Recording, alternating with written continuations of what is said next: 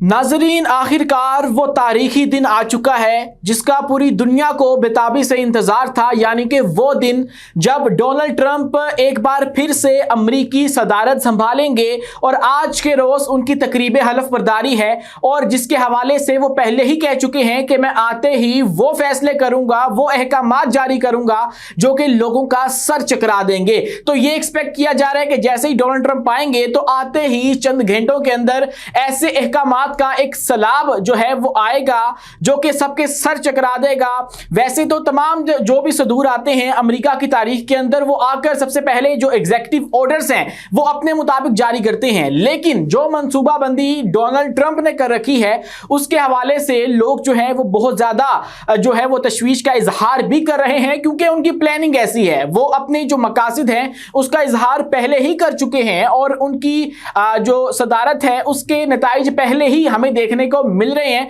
कि कहीं पर जंग बंद हो रही है तो कहीं पर नई जंग शुरू होने का इंडिया हमें मिल रहा है। तो ऐसे में आज के रोज मैं आपको इस वीडियो के अंदर वो तमाम तर वादे वईद बताऊंगा जो कि डोनाल्ड ट्रंप ने पहले से कर रखे हैं, और उसके बाद वो चीजें भी बताऊंगा जो कि डोनाल्ड ट्रंप करने का इरादा रखते हैं। तो शुरू करते हैं। सबसे पहले डोनाल्ड ट्रंप जो करने वाले हैं वो अपनी इमिग्रेशन पॉलिसी को जो है वो रीन्यू करेंगे और उसके अंदर जो है वो एक तारीखी जो बेदखली है अमेरिका के अंदर से लोगों की वो देखने को मिलेगी, और जिसके अंदर सबसे पहले मेक्सिको के जो लोग हैं वो आएंगे, क्योंकि मेक्सिको के हवाले से डोनाल्ड ट्रंप पहले भी अपने जो पिछला इक़्तिदार था उसके अंदर भी एक तहरीक चला चुके और जिसके अंदर ये था नारा के मेक्सिको में रहो, और उसके नतीजे में भी 70,000 जो मैक्सिकन लोग थे वो अमेरिका से वापस मेक्सिको चले गए थे, क्योंकि मेक्सिको जो है वो अमेरिका का हमसाया मुल्क है, जनूबी सरहद वहां से मिलती है। तो जो डोनाल्ड ट्रंप है वो पहले भी ये बात कह चुके हैं कि मैं जब आऊंगा तो एक बड़ी बेदखली जो है वो इस मुल्क के अंदर से देखने को मिलेगी, इमिग्रेशन देखने को मिलेगी, यानी कि वो जो उनकी एक तो वीजा पॉलिसीज है उसके हवाले से जो चेंजेस हैं वो करेंगे, और उसके बाद जो उनकी नेशनैलिटी के रूल्स हैं उसके अंदर भी वो तब्दीली करने वाले हैं। और जिसके लिए सबसे पहले अगर हम बात करें मेक्सिको की तो उसके लिए वो ये कर सकते हैं कि वो सरहदी इमरजेंसी नाफिज कर दें, जिससे होगा ये कि वो अपनी फौजों को जो है वो सरहद के ऊपर नाफिज जो है वो कर सकेंगे, वहां पे भेज सकेंगे, तायनात कर सकेंगे। और जब उनकी जनूबी सरहद के ऊपर फौज तायनात हो जाएगी तो फिर जो मेक्सिको है उसके साथ जो मामलात हैं उनके वो दोबारा से वैसे ही हो जाएंगे जैसे पिछले इक़्तिदार के अंदर उनके थे। और उसके बाद ये भी हो सकता है कि वो किसी बीमारी का सहारा लें, और एक कानून चूंकि ऐसा है जो कि इस बात को अलाउ करता है कि बीमारी की सूरत में जो नकल मकानी है वो रुक जाती होती है, और जो सेहत के मामलात हैं उस सूरत उसके अलावा जो है आप लोग नकल मकानी कर सकते हैं, यानी कि मेक्सिको से इधर आ सकते हैं अमेरिका में। तो डोनाल्ड ट्रंप की जो ख्वाहिश है वो ये है कि मेक्सिको से लोग यहां पे ना आए और यहां पर आकर वो अमेरिकी जो शहरी हैं वो ना बने। तो इसलिए कुछ लोग ये भी कह रहे हैं कि एक नई ऐसी बीमारी लॉन्च की जाएगी जिसके बाद एक ऐसी सूरत बना दी जाएगी जो कि सरहदों के ऊपर नकल मकानी को रोक दे। और लास्ट टाइम ऐसी सूरत हाल कोरोना के अंदर बनी थी, तो कुछ लोग ये भी एक्सपेक्ट कर रहे हैं कि एक दफा फिर से कोई नई बीमारी ऐसी आ सकती है। और इसके अलावा दूसरा एक और बड़ा कदम जो डोनाल्ड ट्रंप उठाने वाले हैं वो पैदाइशी शहरियत के हक का खात्मा है। डोनाल्ड ट्रंप का मानना है कि एक कानून जिसके तहत आप अगर अमेरिका के अंदर पैदा होते हैं तो आप नेशनल बोर्न होते हैं, तो ये कानून जो है वो बहुत गलत है और ये 150 साल पुराना कानून है, तो इसको हमें बदलने की जरूरत है। और कोई भी शख्स जो अमेरिका में महज पैदा हो गया वो अमेरिकी नेशनल नहीं हो सकता, तो इसलिए इसके अंदर भी जो तब्दीलियां हैं वो करने की जरूरत है। और मौजूदा कानून जो है वो मजे का खेज है, ये डोनाल्ड ट्रंप की जानिब से जो है वो कहा गया। और उसके बाद जो है मनशियात फरोश गिरोह जो है उसके खिलाफ भी कार्रवाइयां की जाएंगी, और जो अमेरिका के अंदर ऐसे गिरोह काम कर रहे हैं एक्टिवली उनको जो है वो कल अदम तंजीम का जो रुतबा है वो दिया जा सकता है, जैसे हमास को दिया गया, और उसके बाद जैसे दूसरे अलकायदा वगैरह हैं और इस तरह की दीगर जो फैक्शंस काम कर रही होती हैं उनको दिया गया। हो सकता है मनशियात फरोश गिरोह जो हैं उनको भी यही जो स्टेटस है वो दे दिया जाए। उसके बाद एक दीवार तामीर की जाएगी जो कि 2016 में पहली बार जब डोनाल्ड ट्रंप सदर बने थे तो तब भी शुरू हो चुकी थी, कुछ हिस्सा उसका बन गया है बॉर्डर के ऊपर, और उसके बाद जो है वो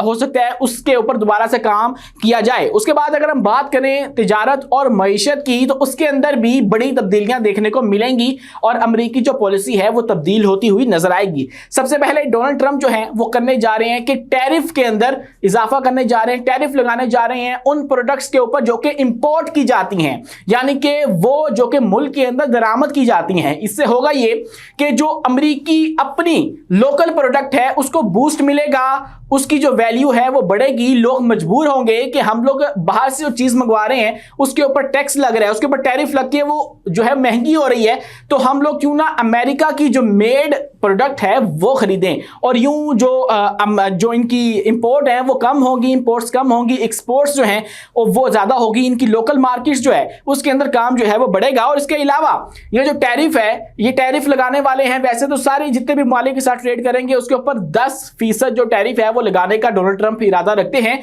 लेकिन कनाडा और मेक्सिको जो कि दोनों हमसाया मुल्क है अमेरिका के, इन दोनों के हवाले से जो डोनाल्ड ट्रंप है वो 25% टैरिफ लगाने का जो इरादा है वो रखते हैं। और इसके अलावा लास्ट टाइम जो है पिछली दौरे हुकूमत में जो है वो डोनाल्ड ट्रंप ने चीन के हवाले से जो टैरिफ है वो लगाया था और वहां से आने वाली प्रोडक्ट्स के ऊपर जो है वो टैरिफ लगता था, लेकिन उसके बाद फिर जो बाइडेन की हुकूमत आई तो उन्होंने भी उन्हीं प्रोडक्ट्स की ये वाली पॉलिसी जो है वो जारी रखी और चीनी प्रोडक्ट्स के ऊपर टैरिफ लगा, और अब जो है चीनी प्रोडक्ट्स के ऊपर 60% जो है वो टैरिफ लगेगा। उसके बाद आप लोग वो इंपोर्ट्स यूज कर सकेंगे जो कि चीन से आएंगी, और उसके बाद लेकिन अगर जो कैनेडियन और मैक्सिकन प्रोडक्ट्स हैं या वो जो चीजें हैं इंपोर्ट्स हैं उनके ऊपर 25% जो टैक्स है वो लगाने का डोनाल्ड ट्रंप जो है वो इरादा रखते हैं। उसके बाद क्रिप्टो करेंसी, उसके अंदर जो है वो बड़े ही उतार चढ़ाव देखने को मिलेंगे, क्योंकि जब से डोनाल्ड ट्रंप जो है वो सदर बने हैं, चूंकि वो क्रिप्टो करेंसी के बहुत बड़े जो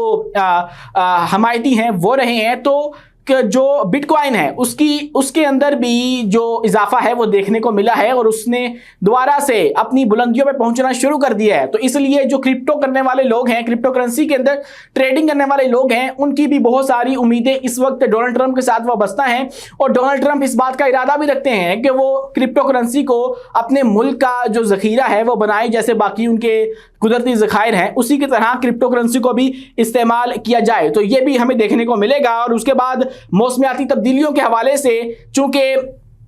बहुत सारे इलाके ऐसे हैं जहां पे खुदाई करके तेल वगैरह निकालने के ऊपर जो बाइडेन ने पाबंदी लगा रखी थी, क्योंकि उनकी गवर्नमेंट थी और वो इस तरह के लोग थे, इतने एक्सट्रीमिस्ट लोग नहीं थे और वो ज़्यादा जो है वो इन्वायरमेंटल फ्रेंडली लोग थे, तो उन्होंने इस तरह की पॉलिसीज बनाई हुई थी। तो डोनाल्ड ट्रंप जो है वो कोई बहुत ज़्यादा माहौल पसंद दोस्त नहीं है और माहौल दोस्त आदमी नहीं है, तो इसलिए वो जो है वो उन तमाम जगहों के ऊपर जो खुदाई करके या उधर से जो भी मामलत करके तेल वगैरह निकालने की जो पॉलिसीज हैं उसके अंदर भी तब्दीली जो है वो करेगा, और उसके बाद कुछ और मुआहिदात भी हैं उसके अंदर भी करेगा। लेकिन अब एक और बड़ा जो चेंज है वो ये देखने को मिलेगा कि कैपिटल हिल के ऊपर जो हमला किया गया था उसके नतीजे में जो फसादात हुए थे और उसके नतीजे में जो हज़ारों लोगों को गिरफ्तार किया गया था और 600 को सजाएं हुई थी, उन तमाम को भी जो डोनाल्ड ट्रंप है वो वापस करने का इरादा रखता है और उन तमाम को बचाने का इरादा रखता है। अब ये भी जो है वो होता हुआ हम देखेंगे। और इसके अलावा खारजा अमूर की बात करें, अगर उनकी खारजा पॉलिसी की बात करें अमेरिका की, तो उसके अंदर भी तब्दीलियां देखने को मिलेंगी। जिन जिन के साथ जो बाइडेन की दोस्ती थी, जो बाइडेन की इंतजामिया ने जिन जिन का तख्ता उल्टा था, उन तमाम तर ममालिक के अंदर भी हमें रद्दोबदल देखने को मिलेगा, एस्टेब्लिशमेंट चेंज होगी और हो सकता है कि हुकूमत भी चेंज हो जाए। और इन ममालिक के अंदर जो है वो सरे फहरिस्त पाकिस्तान भी है, इसी जो फहरिस्त है उसके अंदर हमारा बांग्लादेश भी आ जाता है, और उसके बाद एक और मुल्क जिसको खतरा है वो अफगानिस्तान भी है। और उसके बाद डोनाल्ड ट्रंप तो ऐसा इंसान है जो कि किसी भी मुल्क के ऊपर कब्जा करने के बारे में 2 बार नहीं सोचता और ऐसी बात कर देता है कि मैं तो कब्जा करना चाहता हूं, या ओपन ऑफर करवा देता है कि आप लोग हमारे मुल्क के साथ शामिल हो जाएं। कनाडा को उन्होंने ऑफर करवाई कि आप लोग